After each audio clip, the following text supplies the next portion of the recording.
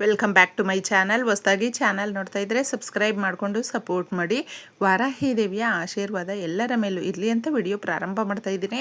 ಸ್ನೇಹಿತರೆ, ಇದೇ 17ನೇ ತಾರೀಕು ಶುಕ್ರವಾರ ನಮಗೆ ಚೈತ್ರ ಅಮಾವಾಸ್ಯೆ ಶುಕ್ರವಾರ ಬಂದಿದೆ.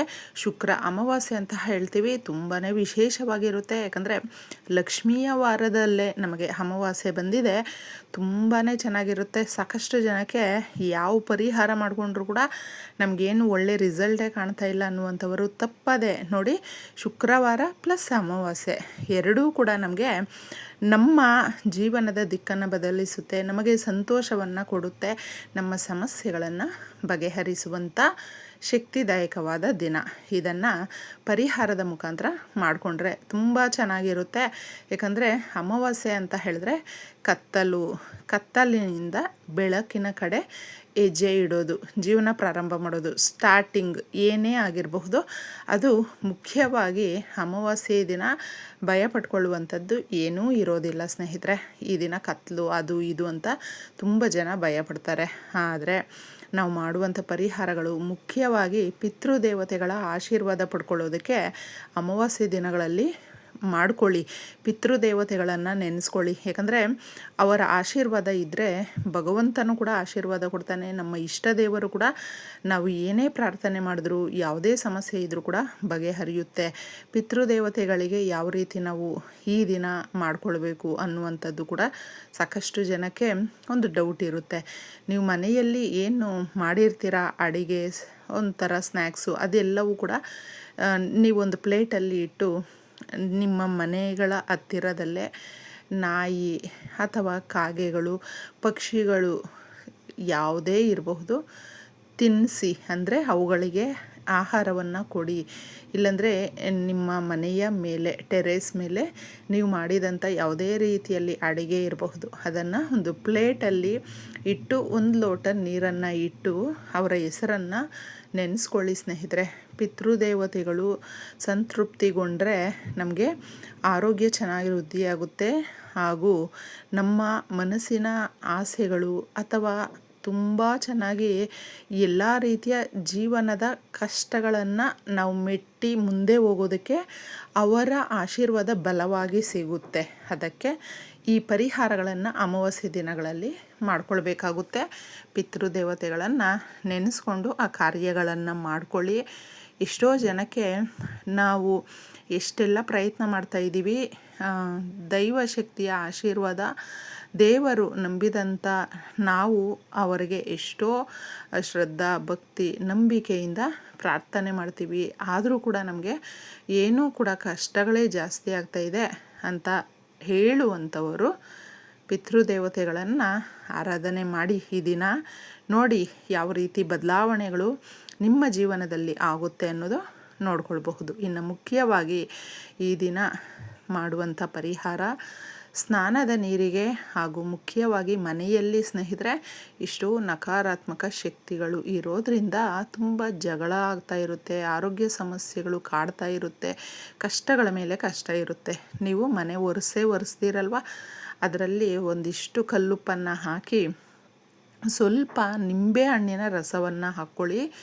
ನಿಂಬೆಹಣ್ಣು ನಮ್ಮ ಸುತ್ತಮುತ್ತ ಇರುವಂಥ ನಮ್ಮ ಮನಸ್ಸಲ್ಲಿ ಓಡ್ತಾ ಇರುವಂಥ ನಕಾರಾತ್ಮಕ ಶಕ್ತಿಯನ್ನು ಅದು ದೂರ ಮಾಡುತ್ತೆ. ಮನೆಯಲ್ಲೂ ಕೂಡ ನಕಾರಾತ್ಮಕ ಶಕ್ತಿಯನ್ನು ದೂರ ಮಾಡೋದ್ರಿಂದ ನೀವು ಸ್ವಲ್ಪ ಮನೆ ಒರೆಸೋದಕ್ಕೆ ಇದನ್ನು ಹಾಕ್ಕೊಳ್ಳಿ. ಮನೆಯನ್ನು ಒರೆಸಿ ತದನಂತರ ಚಿಕ್ಕದಾಗಿ ಶುದ್ಧವಾದಂಥ ನೀರನ್ನು ಚಿಕ್ಕ ಲೋಟದಲ್ಲಿ ತಗೊಂಡಿದ್ದೆ. ಅದಕ್ಕೆ ಸ್ವಲ್ಪ ಪಚ್ಚಕರ್ಪೂರ ಇದ್ದರೆ ಪಚ್ಚಕರ್ಪೂರ ಹಾಗೂ ಅರಿಶಿಣ ಇಷ್ಟನ್ನು ಮಿಕ್ಸ್ ಮಾಡಿದ್ದೆ.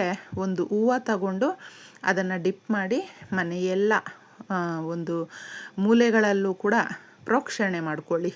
ಮನೆಯೆಲ್ಲ ಒರೆಸ್ಕೊಂಡಾದ್ಮೇಲೆ ಈ ಥರ ಪ್ರೋಕ್ಷಣೆ ಮಾಡೋದು ಹಾಗೂ ನಾವು ಈ ಪರಿಹಾರಗಳನ್ನು ಮಾಡಿಕೊಂಡ್ರೆ ಎಲ್ಲ ರೀತಿಯ ದಾರಿಗಳಲ್ಲೂ ಕೂಡ ಒಂದಲ್ಲ ಒಂದು ರೀತಿ ನಮ್ಮ ಸಮಸ್ಯೆಗಳಿಗೆ ದಾರಿಯನ್ನು ಭಗವಂತನು ತೋರಿಸ್ತಾನೆ. ಇನ್ನು ಸ್ನಾನದ ನೀರಿಗೆ ಸ್ನೇಹಿತರೆ, ಸ್ನಾನ ನಾವು ಈ ರೀತಿ ಮಾಡಿಕೊಳ್ಳೋದ್ರಿಂದ ನಮ್ಮ ದೇಹಕ್ಕೂ ಕೂಡ ಆರೋಗ್ಯವಾಗಿ ಇರ್ತೀವಿ.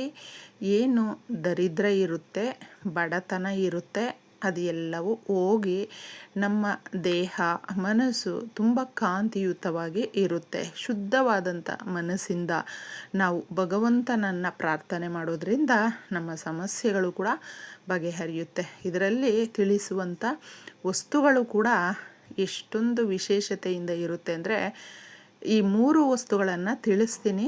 ಸಿಕ್ಕಿದ್ರೆ 3 ಬಳಸ್ಕೊಳ್ಳಿ, ಇಲ್ವಾ ಯಾವುದಾದ್ರೂ ಇದರಲ್ಲಿ ಒಂದಾದರೂ ಬಳಸ್ಕೊಳ್ಬಹುದು, ಅಥವಾ 2 ಸಿಕ್ಕಿದ್ರೂ ನೀವು ಬಳಸ್ಕೊಳ್ಬಹುದು, ತೊಂದರೆ ಇಲ್ಲ. ತುಳಸಿ ದಳಗಳು ಪೂಜೆಗೆ ಬಳಸುವಂಥದ್ದನ್ನು ತಗೊಳ್ಳೋದಕ್ಕೆ ಹೋಗ್ಬೇಡಿ. ಸಪ್ರೇಟಾಗಿ ಇದ್ದರೆ ಅದನ್ನು 1-2 ಎಲೆಗಳು ತಗೊಂಡ್ರೂ ಕೂಡ ಸಾಕಾಗುತ್ತೆ. ತುಳಸಿ ಎಲೆಗಳನ್ನು ತಗೊಳ್ಳೋದ್ರಿಂದ ಶ್ರೀ ಮಹಾವಿಷ್ಣು ಸಮೇತ ಲಕ್ಷ್ಮೀದೇವಿ ಪ್ರಸನ್ನಗೊಳ್ತಾರೆ. ನಮ್ಮ ಆರೋಗ್ಯ, ನಮ್ಮ ಮನೆಯಲ್ಲಿ ಸಂಪತ್ತು ಪ್ರತಿಯೊಂದಕ್ಕೂ ಕೂಡ ದಾರಿ ಮಾಡಿಕೊಡ್ತಾರೆ ಅಂತ ಹೇಳಬಹುದು. ಇದನ್ನು ಸ್ವಲ್ಪ ಹಾಕಿ, ಇನ್ನು ನಾವು ಮುಖ್ಯವಾಗಿ ಹೆಣ್ಮಕ್ಳಿಗಾಗಿರಬಹುದು, ಯಾರಿಗೆ ಆಗಿರಬಹುದು, ಭೂಮಿ ತಗೊಳ್ಬೇಕು ಅನ್ನುವಂಥ ಆಸೆ ಇರುತ್ತೆ, ಚಿನ್ನವನ್ನು ತಗೊಳ್ಬೇಕು ಅಂತ ಆಸೆ ಇರುತ್ತೆ, ಮನೆ ಕಟ್ಟಬೇಕು ಅಂತ ಆಸೆ ಇರುತ್ತೆ. ಅವರು ದಾಸವಾಳದ ಹೂವನ್ನು ತಗೊಳ್ಳಿ. ತುಂಬಾ ವಿಶೇಷತೆಯಿಂದ ಇರುತ್ತೆ ಸ್ನೇಹಿತರೆ. ಆರೋಗ್ಯ ದೃಷ್ಟಿಯಿಂದ ಕೂಡ ಈ ವಸ್ತುಗಳು ಒಳ್ಳೆಯದು. ಹಾಗೆ ನಮ್ಮ ದರಿದ್ರವನ್ನು, ಬಡತನವನ್ನು ದೂರ ಮಾಡುವಂಥ ಶಕ್ತಿ ಕೂಡ ಇರೋದರಿಂದ 2 ಎಲೆಗಳನ್ನು ಅಥವಾ ಹೂವನ್ನು ತಗೊಳ್ಳಿ. ಹೂವು ತಗೊಳ್ಳೋದು ತುಂಬಾ ಚೆನ್ನಾಗಿರುತ್ತೆ. ಹೂವು ಸಿಗಲಿಲ್ಲ ಅಂತ ಹೇಳಿದ್ರೆ ಎಲೆಯಾದರೂ ತಗೊಳ್ಬಹುದು. ಹಾಗೆ ಸ್ವಲ್ಪ ರಾಕ್ ಸಾಲ್ಟ್, ಇದನ್ನು ಜಾಸ್ತಿ ಹಾಕ್ಕೊಳ್ಳೋದಕ್ಕೆ ಹೋಗಬೇಡಿ, ಸ್ವಲ್ಪ ಹಾಕ್ಕೊಳ್ಳಿ. ನಕಾರಾತ್ಮಕ ಶಕ್ತಿಗಳನ್ನು ನಮ್ಮ ದೇಹದ ಮೇಲೆ ಏನೇ ಒಂದು ಆ ಬಡತನ, ದರಿದ್ರ ಏನಿರುತ್ತೋ, ದೋಷಗಳು ಏನಿರುತ್ತೋ ಎಲ್ಲವೂ ಆ ನೀರಲ್ಲಿ ಹೊರಟೋಗುತ್ತೆ. ಸ್ನಾನಕ್ಕೆ 5 ನಿಮಿಷ ಮುಂಚೆ ರೆಡಿ ಮಾಡಿಕೊಂಡು ಅದನ್ನು ನೀರಲ್ಲಿ, ನೀವು ಸ್ನಾನ ಮಾಡುವಂಥ ನೀರಲ್ಲಿ ಹಾಕಿ ಇಟ್ಬಿಡಿ. ತದನಂತರ ಹೋಗಿ ಸ್ನಾನವನ್ನು ಮಾಡಿ. ಈ ದಿನ ಮುಖ್ಯವಾಗಿ ಲಕ್ಷ್ಮಿಯ ವಾರ ಹಾಗೂ ಅಮಾವಾಸ್ಯೆ ದಿನ ನಮಗೆ ಲಕ್ಷ್ಮೀ ದೇವಿಯನ್ನು ಪೂಜೆ ಮಾಡ್ತೀವಿ. ಯಾರು ಮನೆಯಲ್ಲಿ ಒಡವೆಗಳು ಪದೇ ಪದೇ ಗಿರ್ವಿ ಸೇರ್ತಾ ಇದೆಯೋ ಅವರು ಲಕ್ಷ್ಮೀ ದೇವಿಯ ವಿಗ್ರಹ ಇದ್ದರೆ ಕುಂಕುಮಾರ್ಚನೆ ಮಾಡಿ, ಇಲ್ಲ ಅಂತ ಹೇಳಿದ್ರೆ ಫೋಟೋ ಮುಂದೆ ಆದರೂ ಕುಂಕುಮಾರ್ಚನೆ ಮಾಡಿ. ಅಷ್ಟೊತ್ತರ ಹೇಳ್ಕೊಂಡು ಈ ಥರ ಮಾಡ್ಕೊಳ್ಳೋದ್ರಿಂದ ನಿಮ್ಮ ಒಡವೆಗಳು ವಾಪಸ್ ಬರುತ್ತೆ. ಹಾಗೂ ಏನೇ ಒಂದು ಕಳ್ಕೊಂಡಿದ್ರೂ ಅದು ಮತ್ತೊಂದು ರೂಪದಲ್ಲಿ ನಮ್ಮ ಬಳಿ ಬಂದು ಸೇರುತ್ತೆ. ಇಷ್ಟು ಮಾಡ್ಕೊಳ್ಳಿ, ಎಲ್ರಿಗೂ ಒಳ್ಳೆಯದಾಗುತ್ತೆ. ಧನ್ಯವಾದಗಳು.